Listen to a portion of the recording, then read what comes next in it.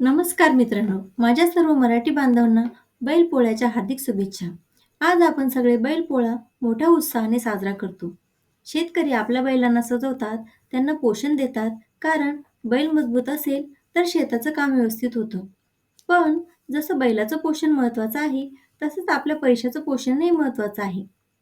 बैल आजारी पडला तर शेतीचं काम थांबतं. तसंच आपल्याकडे इमर्जन्सी फंड नसेल तर संकटाच्या वेळी आपलं आर्थिक जीवन थांबतं. म्हणून कमीत कमी 3 ते 6 महिन्याचा इमर्जन्सी फंड तयार करा. शेतकरी बैलाला रोज गवत, धान्य, पाणी देतो. कारण जर त्याला रोज खायला मिळालं नाही, तर तो कमजोर होतो आणि काम करायला तयार राहत नाही. तसंच पैशांना पण नियमित बचतीची सवय लावायला हवी. महिन्याला किमान 10 ते 20% उत्पन्न बचतीत ठेवा. जर आपण महिन्याला थोडे पैसे वाचवले नाही, तर संकटाच्या वेळी आपल्याकडे काहीच उरणार नाही.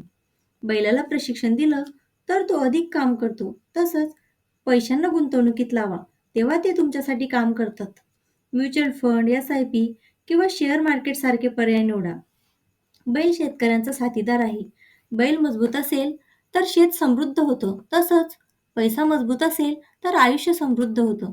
म्हणून या बैलपोळ्याला बैलाचं पोषण तर कराच, त्याचबरोबर आपल्या पैशांचंही पोषण करा. जर तुम्हाला व्हिडिओ आवडला असेल तर फायनान्स फंडा विथ पूजा चॅनलला सबस्क्राईब नक्की करा आणि लाईक शेअर करायलाही विसरू